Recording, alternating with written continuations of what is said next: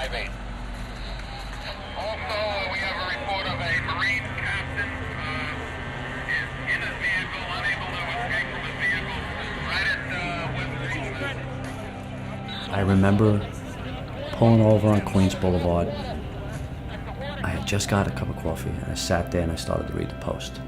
And then all hell broke loose.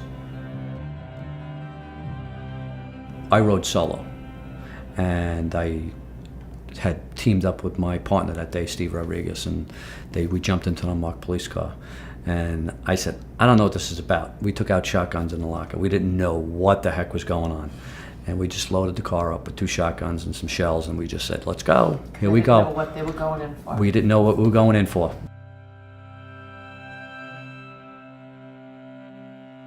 So this was my neighborhood.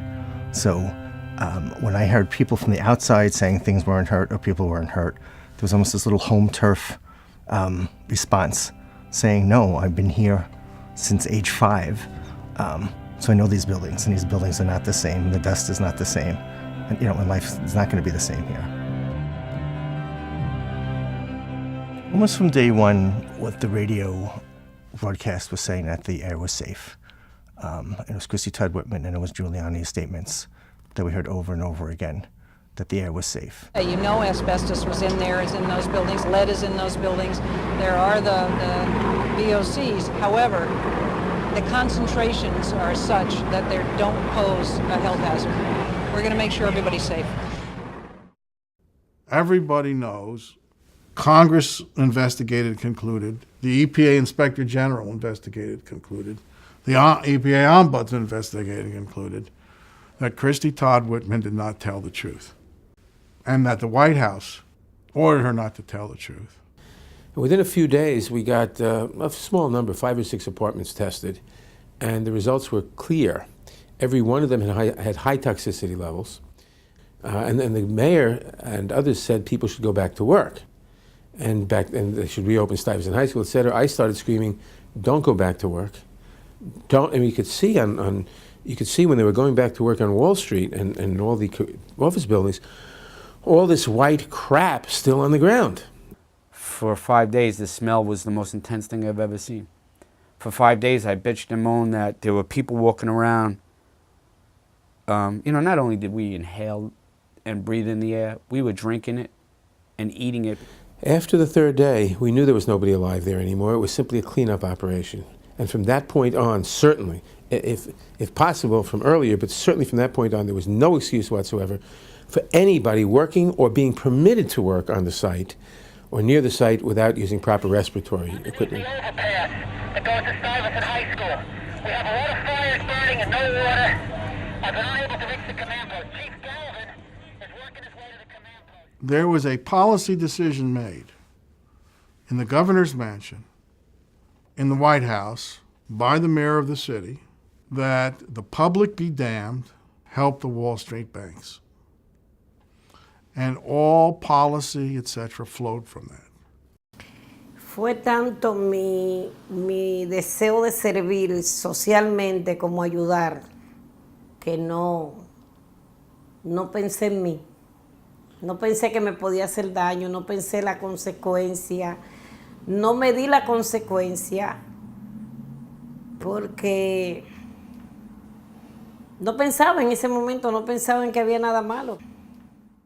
When I started going to support groups in 2003, late 2002, and I started winning my benefits, I was showing others how they can win their benefits and how you can fight back.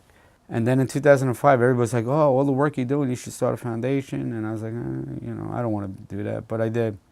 And listen, I have no desire to do this. I just can't stop.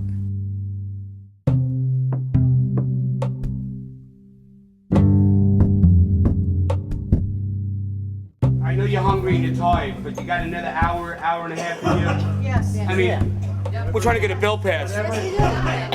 So we're gonna go over to Scott Brown's office. We're gonna go over to Dr. Colburn's office. All right? We're talking about human life. We're talking about heartbeats. We're talking about men that couldn't be here, that have traveled with me the 80 trips that I made to DC, that are laying in ICU or at home with IVs in them. We're talking about human suffering. We are at 990 people since 9/11 that have died.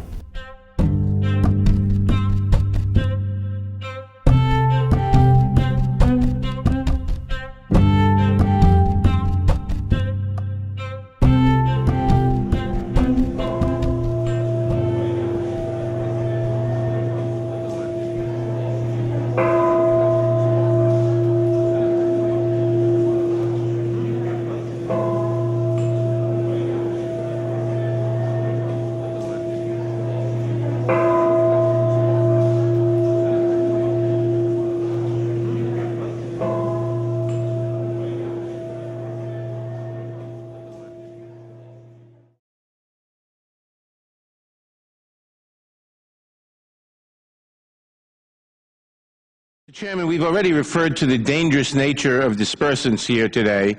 In many cases, they may be more toxic than the oil itself. There is no scientific evidence that dispersants can be ineffective in an oil spill of this magnitude, and nobody can guarantee they are safe. As many of you know, I have been greatly concerned about the potential health effects from dispersants. I fear we are repeating the same mistakes we made after 9/11 in my district, where thousands of responders and area residents are now sick after the failure of the federal government to provide adequate oversight or enforcement to prevent exposure to toxic chemicals in the air.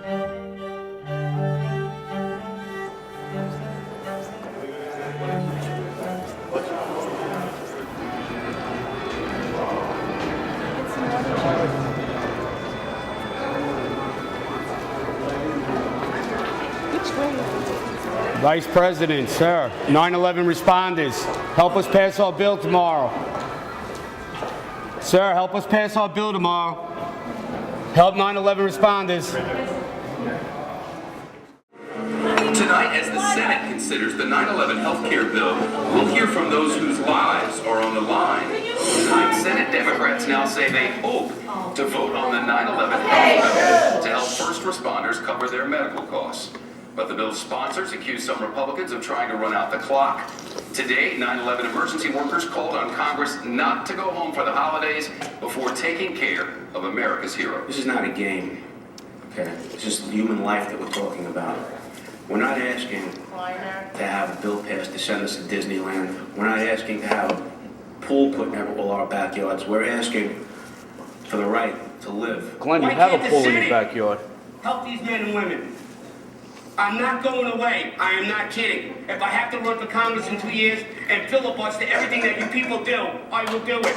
But one Republican says he has concerns about the point. He is this man, and he's vowing to delay the vote until next year. Details live from D.C. in our top story at the bottom of the hour. That's coming up.